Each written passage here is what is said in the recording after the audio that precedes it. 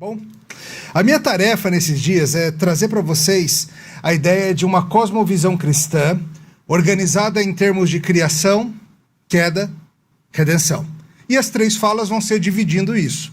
Agora eu falo sobre criação, depois do intervalo a gente volta e trata pensando sobre queda, e por fim a gente fala amanhã sobre o aspecto redentivo. A gente precisa aprender essa cosmovisão cristã. Tem um jeito certo de olhar para o mundo? Tem um jeito certo de olhar, por exemplo, para a política, para o esporte, para a arte, para a guerra, para a ecologia, para a família, para a diversão, para o trabalho? Vocês vão ouvir por aí que há muitas maneiras concorrentes de se enxergar esse mundo. Algumas baseadas na suposta sabedoria deste mundo, outras nos sábios do Oriente, nos sábios do Ocidente, nos sábios contemporâneos. Mas a pergunta é, a Bíblia dá para a gente uma forma de ver, uma estrutura para a gente entender a realidade? Os pensadores cristãos entendem que sim. Há uma cosmovisão bíblica, há um jeito cristão de enxergar o mundo. E esse jeito cristão de enxergar o mundo é assim. É organizado em termos de criação, queda, redenção. Quando a gente fala de criação, e já vou entrar mais nisso, mas a gente está falando simplesmente que Deus fez o mundo para funcionar de um certo jeito. Deus fez o mundo para funcionar de uma certa maneira. Ele fez do jeito que ele queria fazer e ele botou a gente nesse mundo. Queda diz respeito ao fato de que o pecado quebrou o mundo. Então o mundo ainda tem muito do que ele foi feito para ser, mas quebrado. Redenção diz respeito ao fato de que Deus tem promessas acerca de refazer todas as coisas e que mesmo nós vivendo nesse mundo quebrado, nós já temos vislumbres, rumores, né? No vídeo falou de rumores do que Deus está fazendo. No mundo real tudo isso é muito misturado, tá? A gente faz essa divisão didática de criação, queda e redenção, mas claro, quando a gente for pensar sobre a realidade, tudo isso é muito misturado. Então eu vou falar agora sobre criação, mas vocês vão ver que toca sim uma coisa ou outra de queda e também já algum vislumbrezinho de redenção. Então eu quero convidá-los e tem várias coisas que eu quero trazer para vocês. Não vou fazer uma pregação no sentido de uma exposição bíblica, a gente vai fazer diversas considerações sobre aspectos da criação diversos. Peço que você abra comigo no Salmo 104. Eu vou ler todo o Salmo para trazer aí o impacto completo da coisa. Mas a gente não vai fazer uma análise detalhada do Salmo, não daria tempo, ficaríamos só nisso. Salmo 104 é um salmo considerando a criação. É um salmista meio que deslumbrado com a criação, escrevendo acerca do que ele vê. E ele diz o seguinte: bendize a minha alma ao Senhor. Senhor Deus meu, como tu és magnificente, sobrevestido de glória e majestade, coberto de luz como de um manto. Tu estendes o céu como uma cortina, põe nas águas o vigamento da tua morada, tomas as nuvens por teu carro e voa nas asas do vento. Percebe como ele está descrevendo o que você vê todo dia? Céu, nuvem, vento. Só que ele está dando uma descrição teológica dessas coisas. Ele continua, verso 4. Fazes a teus anjos ventos e a teus ministros labaredas de fogo. Lançastes os fundamentos da terra para que ela não vacile em tempo nenhum. Tomaste o abismo por vestuário e a cobriste, as águas ficaram acima das montanhas, a tua repreensão fugiram, a voz do teu trovão bateram em retirada. Elevaram-se os montes, desceram os vales, até o lugar que lhes havia preparado. Puseste as águas divisa, que não ultrapassarão, para que não tornem a cobrir a terra. Olha que lindo essa descrição. Imagina Deus projetando a terra, aí ele vem e puxa uma montanha para cima. Ele veio aqui no litoral e deve ter feito assim. Pedra da Gávea, pá, puxou para cima. Pão de açúcar, puxou para cima. Aí afofou aqui, fez um corte ali, foi moldando que nem uma criança fazendo um castelo de massinha. É o que o salmista está descrevendo. Deus eleva um monte, Deus faz um vale. ele faz o limite da praia, ele vai cortando, Praia Vermelha vem aqui, Copacabana vem aqui, vocês vão botar um aterro aqui no Flamengo, né, que eu sei, mas eu vou botar aqui atrás, depois vocês fazem. E ele foi ajeitando, é isso que o Salmo está dizendo. Ele foi fazendo os limites, puseste as águas divisa, que não ultrapassarão, para que não tornem a cobrir a terra. Tu fazes rebentar fontes no vale, cujas águas correm entre os montes, dão de beber a todos os animais do campo. Os jumentos selvagens matam a sua sede. Sempre que eu leio esse verso me dá uma sede. Os jumentos selvagens matam a sua sede. Junto delas tem as aves do céu seu pouso, e por entre a ramagem desferem o seu canto. Do alto de tua morada regas os montes, a terra farta-se fruto das tuas obras. Fazes crescer a relva para os animais, e as plantas para o serviço do homem, de sorte que da terra tire o seu pão. O vinho, que alegra o coração do homem, o azeite, que lhe dá brilho ao rosto, o alimento, que lhe sustém as forças. Avigoraram-se as árvores do Senhor, os cedros do Líbano que ele plantou. Olha aí quem plantou os cedros do Líbano. Foi ele. Em que as aves fazem seus ninhos, quanto à cegonha, a sua casa é nos ciprestes. Os altos montes são das cabras montezinhas, as rochas são o refúgio dos arganazes. Fez a lua para marcar o tempo. O sol conhece a hora do seu ocaso. Dispõe as trevas, vem a noite, no qual vagueiam os animais da selva.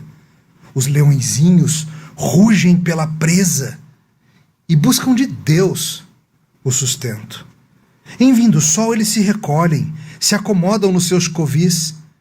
Sai o homem para o seu trabalho e para o seu encargo até a tarde.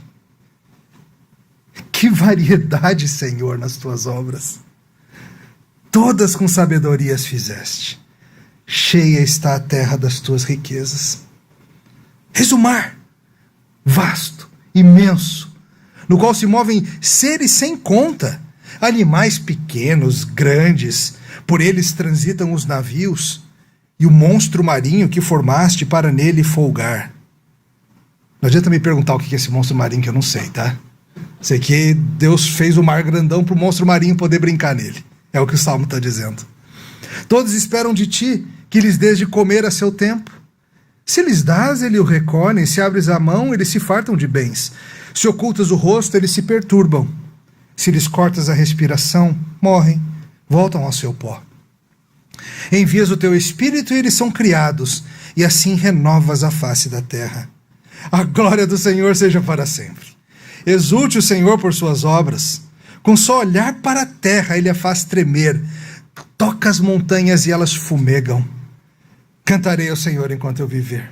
Cantarei louvores ao meu Deus durante a minha vida.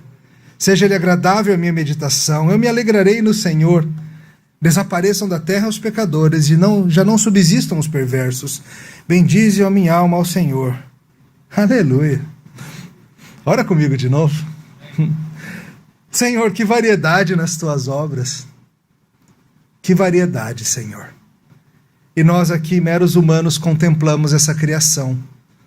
Tontos que somos, por vezes nem notamos. Andamos por aí, ignoramos o vento, o mar, a montanha. Dá-nos olhos para ver, Senhor, como esse salmista vê. No nome de Cristo. Amém. Primeiro aspecto de criação que eu quero trazer para vocês hoje, nessa tarde, é o que esse salmo traz. Esse mundo, queridos, ele é o teatro da glória de Deus, como dizia Calvino. Deus gloriosamente se mostra na ordem e no valor da criação. Se esse mundo é uma história de amor, a história de amor entre as pessoas da Trindade, que se derrama na criação do mundo, na redenção do povo de Deus, então esse mundo é o teatro que ele resolveu criar. Sabe quando artistas vão fazer uma peça de teatro, eles gastam tempo fazendo o cenário, não gastam? Tem que decorar o cenário, tem que fazer isso, tem que fazer aquilo, tem que fazer um ambiente bonito ou adequado para que a história de amor que vai acontecer ali seja reforçada pelo ambiente. O Salmo 104 fala do cenário do amor de Deus, do cenário dessa história. Pensa nas estrelas, por exemplo. Ele começa aqui falando, eu não sei se fica claro para você, mas depois pega para ver com calma. Ele segue em certa medida a ordem da criação lá de Gênesis. Ele começa falando dos luzeiros, ele fala das coisas inanimadas, ele fala dos animais, ele vai falando. No verso 2, ele fala de luz. Ele fala que a luz é como um manto que Deus veste. Um dia, a gente não sabe quando, Deus disse, haja luz. Sabe o que aconteceu? Houve luz, simples assim. Quando Deus fala, acontece. E ele fez isso, e ele criou essas estrelas. Agora pensa nisso. Você sabe o que é uma estrela, não sabe? É uma bola de gás incandescente em fusão nuclear, em temperaturas inimagináveis, e essas estrelas estão pelo céu todo, em número incontável, a distâncias que o nosso cérebro não consegue nem entender. E Deus encheu o universo dessas bolas de gás gigantescas queimando. Para quê? É a decoração do cenário. Pensa nisso. Deus encheu esse céu de estrelas. A Bíblia diz que ele sabe o nome de cada uma. E ele fez o mundo assim. Ele vai falando aqui no verso 4, ele fala dos anjos, dos seres celestiais. Ele fala no verso 5 sobre o firmamento, o fundamento da terra que estabeleceu para que ela não vacile. Ele fala de 5 a 9 sobre essa organização da geografia, Deus desenhando os continentes. Por que a África tem esse formato? Por que a Oceania tem esse formato? Por quê? Por quê? Porque Deus fez assim. Deus organizou desse jeito. Deus veio fazendo. Verso 8, essa mensagem que eu disse, Deus fazendo os montes subirem, os vales descerem, ele criando vegetações, ele criando árvores, ele criando animais diversos, passarinho, peixe. Ele foi fazendo essas coisas todas, e ele fez o homem à sua imagem e semelhança. O que a gente tira disso? A gente tira disso que Deus estabeleceu o mundo com grande ordem. Ele fez um mundo que funciona debaixo do seu comando. Ele fez um mundo que é organizado para ser belo. Ele fez um mundo que funciona de uma maneira gloriosa, projetada por ele. 2 anos atrás, vocês estiveram na conferência sobre design inteligente, né? Eu não sabia disso, fico feliz de saber. Porque o mundo mostra esse design maravilhoso. Um projeto incomparável, feito pelo Senhor Deus. E sabe, queridos, a gente precisa aprender a ver como Deus enche o mundo dessa sua glória. Pensa, por exemplo, em pássaro. Quantos tipos de pássaro existem? Você sabe? Mais de 5 ou menos de 5? Mais de 5 milhões ou menos de 5 milhões? Sei lá. Mas pensa, bem-te-vi, sabiá, curió, águia, urubu. Não sei se pode falar de urubu aqui, porque tem conotações futebolísticas, então o pessoal ali achou ruim.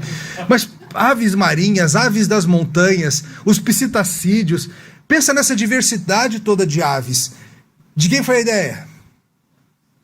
Foi dele. Quando Deus resolveu encher os ares de animais viventes, ele não falou assim, bicho de bico e pena, vai. Ele bolou uma diversidade inacreditável de tamanhos e formatos e tipos de bico e hábitos e tudo mais. Quando ele vai criar peixe, ele podia ter feito um tipo de peixe, não podia, se ele quisesse? Mas não, ele quis fazer uma multidão de peixes pequenos, grandes, de mar, de rio, de escama, bravos, mansos, de toda forma. Quando Deus cria flor, ele podia ter feito um tipo de flor. Não. Ele faz uma diversidade incontável, girassol, margarida, crisântemo, rosa, ele vai enchendo esse mundo de flores. Por quê? Por que ele faz isso? Porque a sua glória se mostra na diversidade criacional, queridos. Essa é a razão teológica que você tem que entender. Quando você olha para esse mundo e você vê essa abundância de diferentes animais, de diferentes insetos, de diferente vegetação, você olha para a humanidade, que é a parte da criação que é descrita como imagem e semelhança de Deus, e hoje nós somos quantos no planeta? 7 bilhões, mas conta quantos já viveram, cada um diferente do outro, cada um diferente, até gêmeos são diferentes. E Deus nessa diversidade de pessoas, diversidade de grupos étnicos, diversidade de cor de pele, diversidade de altura, diversidade de homem e mulher, diversidade de formatos, tudo isso, Deus está mostrando a sua glória, a glória do Deus criativo, que ao fazer esse mundo, podia ter feito os seres humanos serem todos iguais, se quisesse, não fez. Intencionalmente diversificou desse jeito todo. Podia ter feito as flores iguais, os insetos iguais, os cachorros todos iguais. Encheu o mundo de diversidade. E a gente tem que aprender sobre isso, gente. Quando o verso 24 nos diz: que variedade, Senhor, nas tuas obras, todas com sabedorias fizeste, cheia está a terra das tuas riquezas. O povo de Deus tem que saber olhar isso, gente. Muitas vezes, para nossa vergonha como povo de Deus, nós somos o povo que vive no mundo futuro. A gente tem mesmo que ter anseio pela eternidade, anseio pelo céu, tudo mais. A gente vai falar sobre isso amanhã de manhã. Mas crente, você precisa moldar sua cosmovisão para você enxergar esse mundo no espírito aqui do verso 24.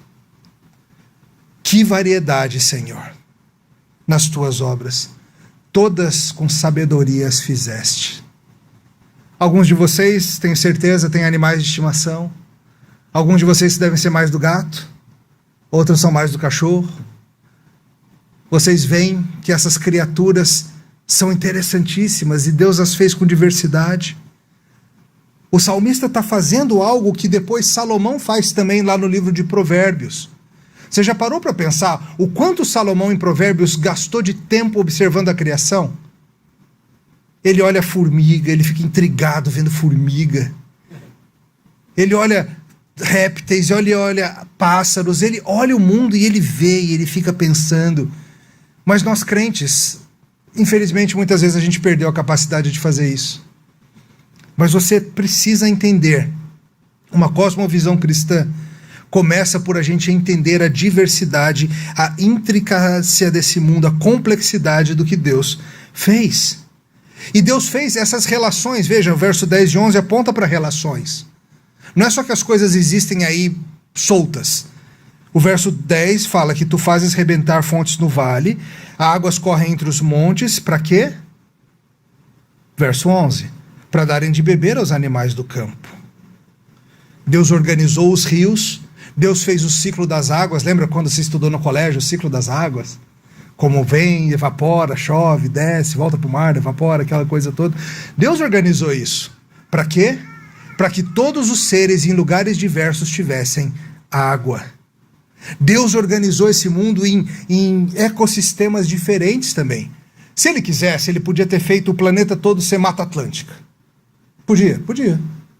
Mas como que ele fez? Tem tundra, que é aquela floresta gelada da Rússia. Tem Mata Atlântica. Tem deserto.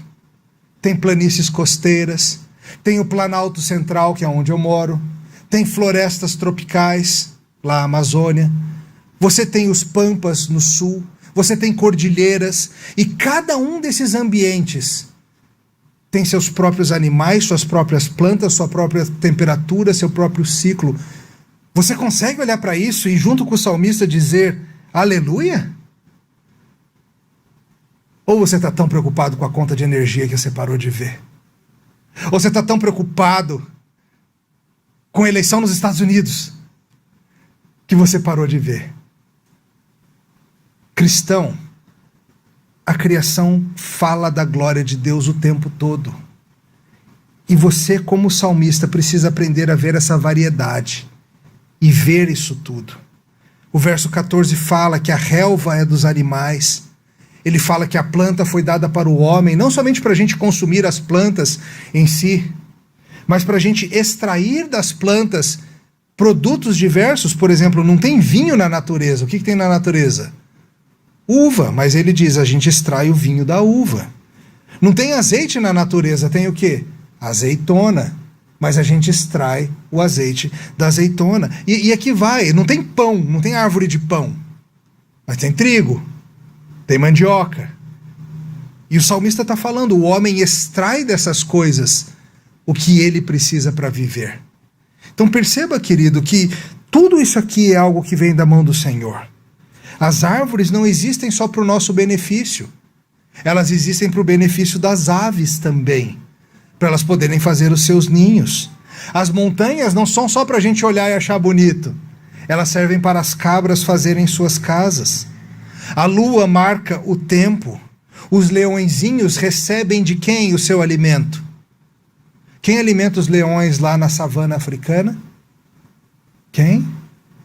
Você não leu aí não? É Deus que alimenta. Se Deus dá, eles têm. Se Deus não dá, eles não têm. Toda a criação espera dele. Toda a criação espera da mão dele. Pastor Judy Clay leu mais cedo o texto de Romanos 8, que fala da criação sofrendo, né? Por causa da queda. A gente vai falar mais sobre isso. Mas perceba, tudo isso aqui vem da mão de Deus.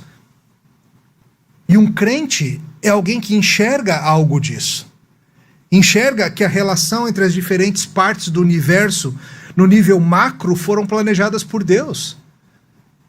Quando Kepler, quando os astrônomos estão estudando as leis da gravitação, estão entendendo a relação entre os astros e como se formam as galáxias e como isso e aquilo acontece, eles não estão descobrindo algo que Deus não sabia. Eles estão descobrindo algo que diz que Deus deve olhar e falar assim, isso, entendeu direitinho. Ou talvez ele diga assim, errou aqui essa conta, Einstein, muda aqui, ó. E a gente está tentando entender o que ele fez.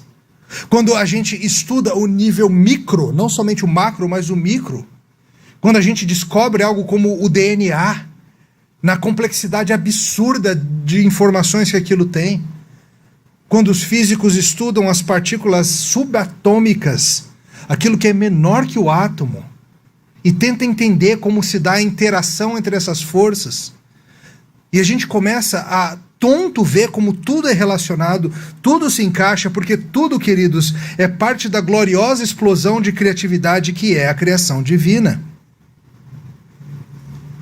A mente humana foi feita para isso.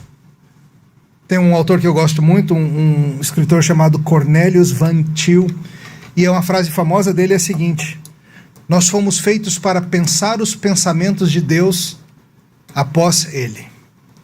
Pensar os pensamentos de Deus após ele. A ideia é a seguinte: Deus faz o mundo, e Deus bota nesse mundo um ser que é a sua imagem e semelhança, solta a gente e fala, vai lá, entenda tudo, investigue o mundo, veja como ele funciona. A mente humana foi criada por Deus, o ser humano foi feito por Deus com esse funcionamento, essa curiosidade natural que nós temos de entender como as coisas são. Esse impulso, gente, ele é criacional. O impulso científico, o impulso do conhecimento, ele é criacional. Foi Deus que colocou isso na gente. Às vezes a gente acha que Adão, antes da queda, ficava lá, que nem o Brasil, deitado eternamente em berço esplêndido, né? Ao som do mar e à luz do céu profundo, algo assim, tranquilão, fazendo nada. Não é assim que a Bíblia descreve antes da queda. Adão no jardim vivia uma vida de atividade. Ele tinha a ordem de cultivar e guardar. Ele tinha a ordem de observar os animais e fazer o quê? Dar nome para eles. E veja, não era nome assim no sentido de que você dá apelido para o cachorro Toby ou qualquer coisa assim. Não era esse tipo de nome. Era quando você olha e entende a função e o que ele é. Então eu imagino que tenha sido Adão que um dia olhou para o hipopótamo e olhou, ficou olhando para ele assim, e pensou, ele é tipo um cavalo, mas do rio. Hipopótamo significa isso, né? Cavalo do rio. Mas ele não falava grego? Como que foi isso? Ah, não sei, então vai, deixa pra lá. O ponto é, foi Adão que deu nome para os bichos, e nós também temos essa função. Os pandas não têm essa função. Os koalas não têm essa função. Nem mesmo os anjos têm essa função. A de investigar a criação de Deus em honra ao Senhor e de avançar, levar adiante, cultivar. Nós não fomos chamados a deixar o mundo como estava, mas a desenvolvê-lo. O Salmo 104 aponta para isso nesse momento que eu mostrei para vocês. Quando Deus dá azeitona para a gente, não é só para a gente ter azeitona, para decorar a salada ou qualquer coisa assim. Mas Deus esperava que nós fôssemos capazes de entender que se a gente espremesse aquilo e fizesse um processo todo, dali sairia o azeite, que é útil para muita coisa. Assim como Deus esperava que um dia a gente pegasse uma frutinha vermelha, chamada café, secasse, torrasse e jogasse água quente naquele negócio, moído. E sabe o que acontece?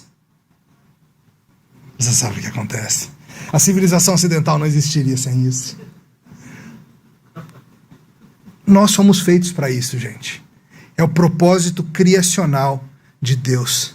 Adão começou a fazer isso. E só Adão e Eva tiveram um pouquinho de tempo fazendo isso sem a queda entrar no jogo. Todos nós continuamos tendo esse impulso, só que já afetados pela queda. A gente vai falar disso depois do intervalo. Mas entenda, nós temos essa mesma responsabilidade divina de compreender a ordem criada. Entender como o mundo funciona é um dever nosso.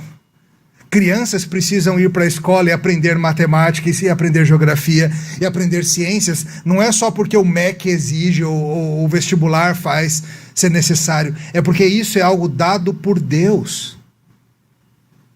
Quando as crianças estudam geografia, biologia, química, elas estão aprendendo a moldar a sua mente para entender a realidade de Deus. Infelizmente, muito do sistema educacional, até mesmo em escolas cristãs, tenta tirar Deus disso, né? Tenta falar, entendam o mundo. Deus não tem nada a ver com isso. Entendam o mundo. Sendo que uma educação bíblica diria, olha esse mundão que Deus fez. Agora, em honra e submissão a Ele, vamos tentar entender para levar isso ainda mais adiante? Salomão fez isso. Aquele que a Bíblia chama de o mais sábio dos homens. Formigas, vai olhar Provérbios, lá menciona formigas, serpentes, águias, bois, cordeiros, gafanhotos, leão, cavalo, arganaz. Arganaz é tipo um ratão assim. Ele entendia que esse mundo é cheio da glória de Deus e queria entendê-lo. E eu acho que você precisa acordar para isso também. De que toda a sua atividade de entendimento, de conhecimento, ela deve ser feita assim, para a glória de Deus, entendendo que esse é um impulso, um mandato, na verdade, mais do que um impulso, um mandato criacional. Quando você sai viajar, imagino que alguns de vocês gostem de viajar, estejam aí loucos para voltar a viajar, se possível. E você vê pessoas diferentes, culturas diferentes, comidas diferentes, passarinho diferente, planta diferente. Olha essas coisas com olhos do Criador, com olhos do Salmo 104. Sei, alguns de vocês devem gostar de assistir coisas como Discovery Channel, e assistir lá os hábitos dos ursos polares. Eu gosto. Quando os ursos polares encontram as focas, eu não gosto muito, porque acontecem algumas coisas. Mas fora isso, eu gosto. Cada área do conhecimento, seja você um geólogo, seja você um botânico, seja você um matemático, um astrônomo, foi Deus que colocou na tua mão entender isso. A tragédia da humanidade é que a gente quer entender esse mundo sem Deus. Tirando ele, a gente quer entender o mundo para provar que ele não existe, ao invés de tratar esse mundo como uma dádiva que mostra a sua glória em tudo. Verso 24. Verso 24.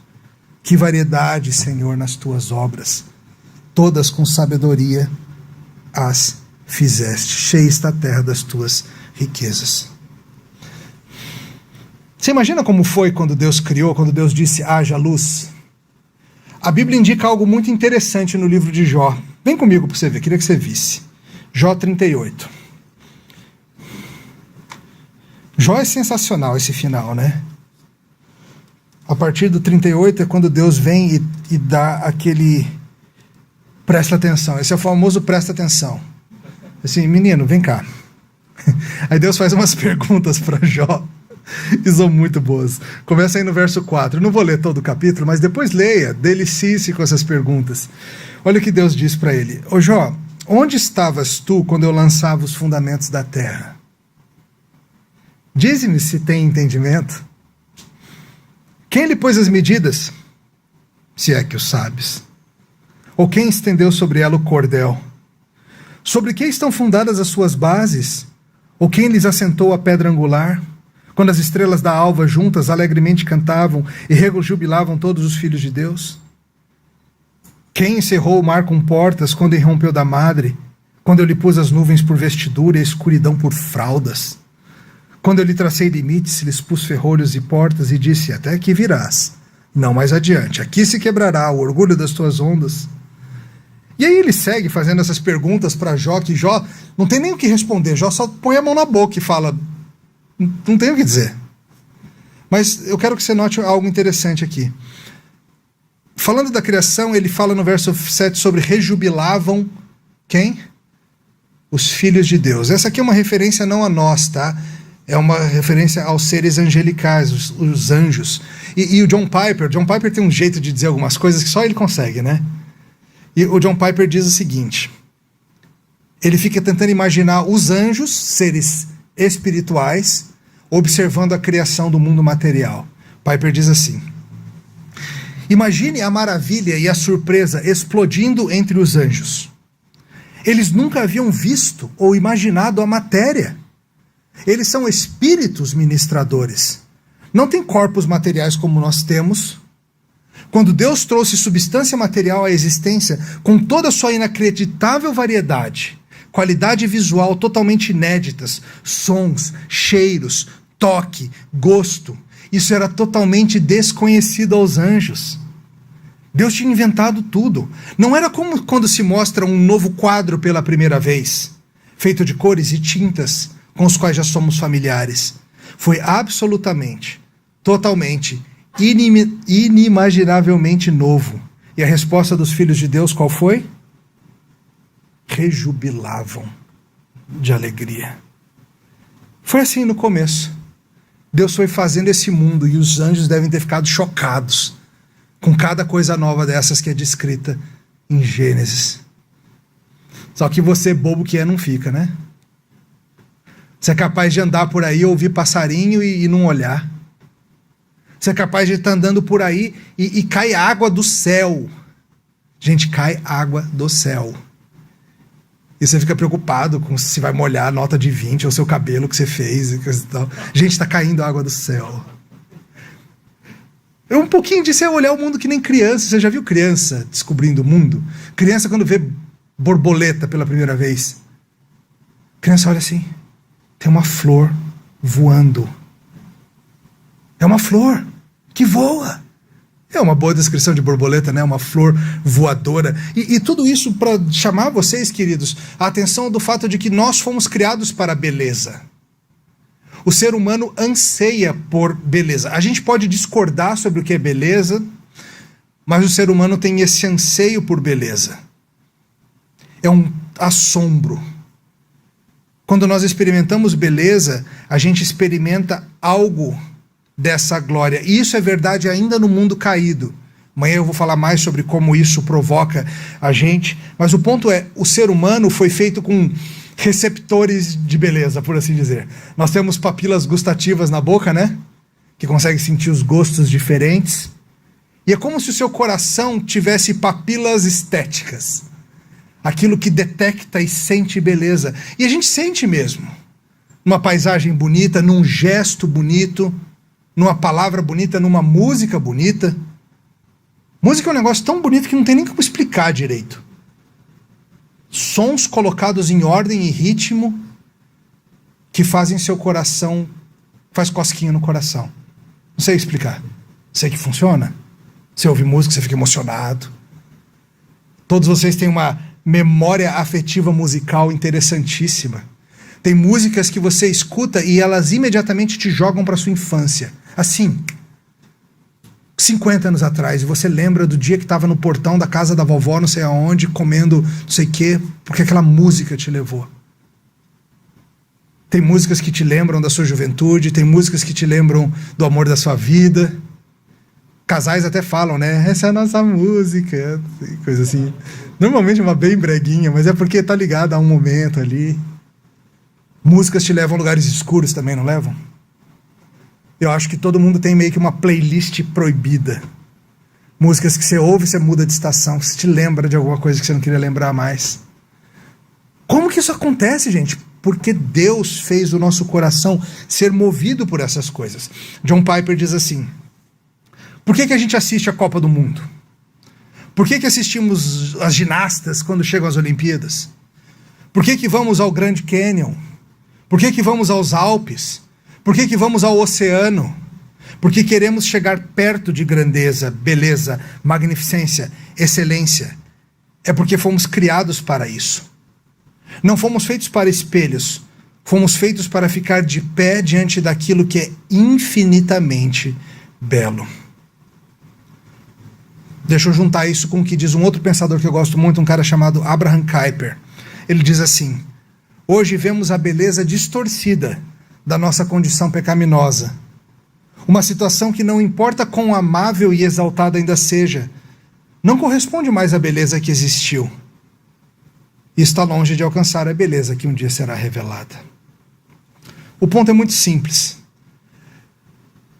Nós fomos criados para nos relacionarmos com Deus. A criação era para ser parte disso. A ideia seria, todas as vezes que você desfrutasse da beleza da criação, você faria como o salmista do Salmo 104. Você daria glórias a Deus. Você ergueria as mãos em gratidão. Você celebraria quem Ele é e o que Ele fez. Mas você não faz isso. Ao mesmo tempo, a beleza continua lá. E o seu coração sente isso. Amanhã a gente vai explicar por que isso acontece. Mas começa a guardar essa ideia. Fomos feitos para beleza. Nos minutos que restam, quero falar um pouquinho sobre como nós somos criativos e criadores também. Sobre como nós seguimos esse impulso também. Nós começamos 5h30, né? 5h30 eu comecei. Tá bom, vamos lá, só para eu me organizar aqui. Tem uma coisa que eu acho que é importante que você entenda sobre criação também, que é o seguinte. Nós, seres humanos, somos todos criativos. Esse é um aspecto de nós sermos feitos à imagem e semelhança de Deus. Nós somos criativos porque Deus é criativo. Já viu criança? Criança adora criar, não adora? Criança adora criar. Quer entreter a criança? Tudo bem, agora com um negócio de tablet, elas só querem saber disso, mas ainda funciona. Dá uns lápis de cor e um papel em branco para a criança. Aí ela faz um desenho lá. Que isso, filha? É você, papai? Tô gordinho, né, filha? É. Qualquer coisa assim. Que isso, papai? Você tá do lado de uma girafa.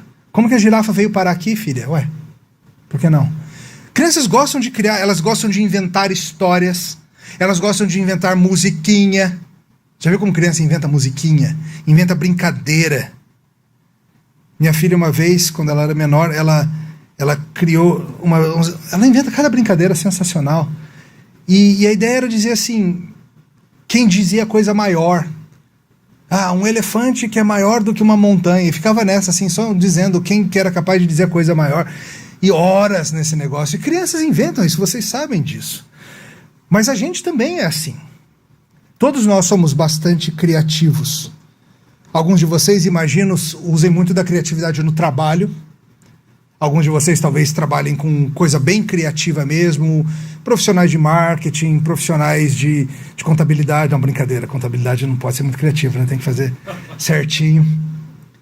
Se bem que existe um tipo de contabilidade criativa, né, pastor? Mas é errado.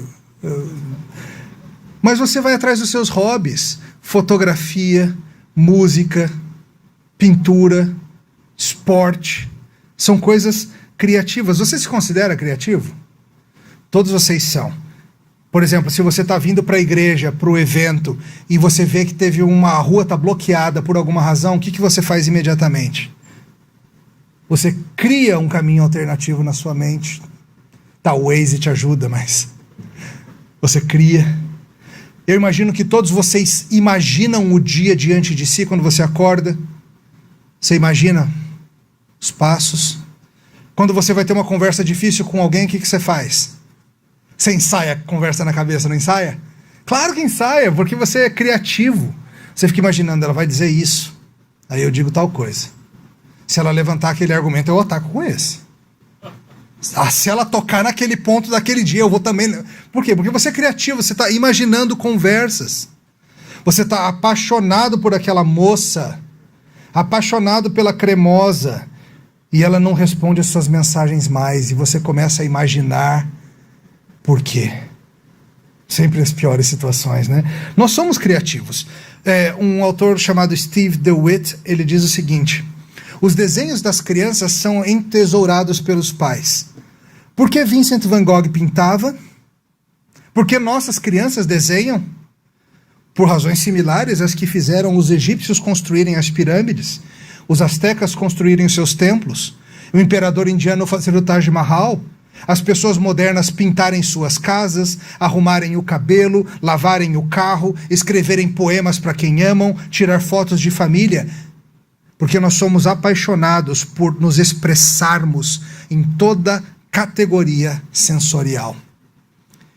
Entenda, isso faz sentido dentro da cosmovisão cristã totalmente, porque nós somos imagem de um Deus criativo, e por isso que nós somos criativos também. Mesmo seres humanos caídos, mesmo os rebeldes contra Deus, continuam criativos.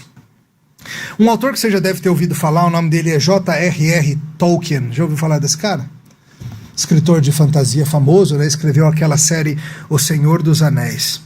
Ele não somente escrevia suas obras de fantasia, mas ele tem alguns textos teóricos muito interessantes. E num deles ele fala sobre a ideia de subcriação. Subcriação. Tudo isso que a gente inventa, seja a história que um pai inventa para a filha na hora de dormir, seja uma história que vira um seriado da Netflix, seja o que for, são subcriações. O que significa isso? Que só Deus é criador original. Lembra, a nossa doutrina é de que Deus criou o mundo ex nihilo. Já ouviu essa expressão? Desde o nada. Só Deus cria desde o nada. Todos nós criamos dentro dos limites do que existe, construindo, imaginando, desenvolvendo, levando adiante aquilo que Deus faz. Deixa eu dar um exemplo. Pensa numa cor que não existe. Conseguiu? Não? Pensa aí, vai, numa cor que não existe. Pensou num tipo um roxinho, não foi? Já existe esse roxinho que você pensou aí. Esse verde tendendo pro laranja já existe também. E alguém aqui sabe o nome, com certeza. Normalmente mulheres sabem os nomes de mais cores, né? Os homens conhecem 7 cores. As mulheres, muito mais. Pois o ponto é, Deus criou um espectro de luz e a possibilidade de cores. Mas ele criou. O pintor trabalha com esse mundo. O fotógrafo registra esse mundo. Quando você bota aquele filtro maroto lá no seu stories, no Instagram, e muda a coloração da coisa e tal, você também está interagindo com um mundo que já existe. Mesma coisa com histórias. Será que algum autor de ficção científica, será que algum autor de histórias fantásticas como Tolkien, será que qualquer um desses é capaz de escrever uma história que Deus fique olhando assim, uau, me surpreendeu totalmente. Eu nunca teria imaginado isso. Claro que não. Porque mesmo os maiores limites da criatividade humana são dentro dos parâmetros das possibilidades imaginativas que o próprio Deus criou. Deus limitou a gente, Deus botou a gente para viver nesse mundo, e Deus soltou a gente no parquinho e falou, vai lá, toma as ferramentas, criem para minha glória. Infelizmente a gente faz não para a glória dele. Mas as ferramentas quem deu foi ele. O parquinho quem criou foi ele. A capacidade da mente humana foi ele. Uma autora muito útil também, chamada Nancy Pearcey, ela diz o seguinte: podemos dizer que somos chamados a continuar a obra criativa de Deus. Claro, não criamos ex nihilo do nada como Deus fez. Nossa tarefa é desenvolver os poderes e potenciais que Deus inseriu originalmente na criação, usando madeira para fazer casas, algodão para fazer roupas, silício para fazer chips de computador. Então perceba, querido, que quando a gente pensa em termos de uma cosmovisão bíblica da criação, a gente já tem muito que mastigar.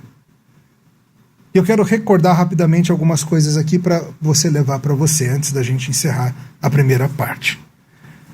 Primeiro, a criação é acerca da glória de Deus. Você tem que lembrar disso. Não é acerca do bem-estar humano, primariamente. É acerca da glória de Deus. Segunda coisa, Deus intencionalmente faz esse mundo ser abundantemente diverso. Não precisava ter feito assim. Podia ter criado um tipo de peixe, um tipo de fruta, um tipo de ecossistema e pronto. Por que ele criou tanto sabor? Tantos sabores. Para que tanta fruta, tanto suco? Para a glória dele, em primeiro lugar. Para o nosso bem também. Então, o crente é alguém que está moldando os seus olhos para ver isso. Para ver que esse mundo é acerca dele. E esse mundo é complexo desse tanto, porque ele mostra algo do poder e da glória dele nessa diversidade. E cabe a você, seguidor dele, ver desse jeito. Além disso, Deus colocou no coração humano, porque nós somos imagem e semelhança dele, o impulso criativo de pegar esse mundo que ele fez e desenvolvê-lo. Então a gente tem que entender que o chamado, por exemplo, para a tarefa científica, ele é um chamado completamente legítimo e bíblico. O que não é bom é a ciência descrente, rebelde contra Deus. Mas o ato científico, querer entender como funciona o sistema digestivo, querer entender como se dão as reações químicas, querer entender as leis da aerodinâmica e projetar máquinas capazes de trazer o preletor de Brasília para o Rio em 1h30. Isso é bom, gente. Isso é bíblico. Isso é algo que nós devemos afirmar com entusiasmo. Olhar para esse mundo e criar sobre ele. Criar pinturas, criar histórias, criar músicas, criar filmes, criar. Isso é bom. Isso é o ser humano imitando a Deus na sua própria obra criativa. Vamos parar por aqui? A gente volta. Pastor Judy Clay, quanto tempo a gente tem de intervalo? Tá. Mas vamos orar antes da gente encerrar. Senhor, nós te louvamos porque nesse mundo glorioso o Senhor segue se mostrando. Confessamos, Senhor, que por vezes nós estamos tão preocupados com coisas pequenas. Nós andamos ansiosos por todo tipo de coisa e nós não paramos para considerar as flores e os frutos. Nós não paramos para considerar os pássaros, como o Senhor Jesus mandou a gente fazer. Dá-nos olhos para ver.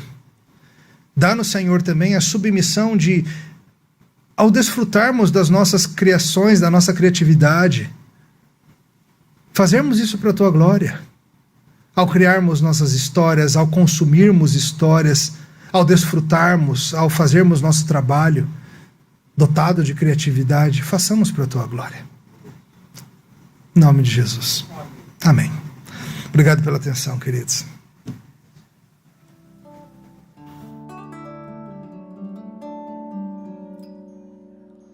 Por tudo que tens feito, por tudo que vais fazer, por tuas promessas e tudo que és, eu quero te agradecer com todo o meu ser.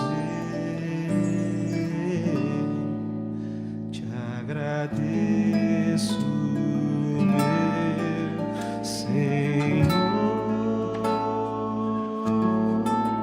Te agradeço, meu Senhor.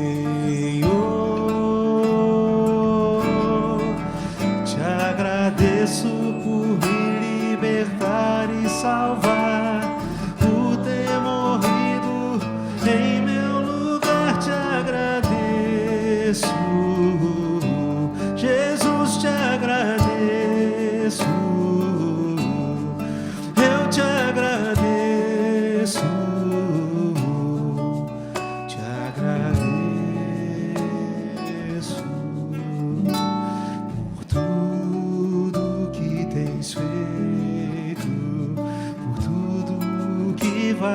fazer, por tuas promessas e tudo que és.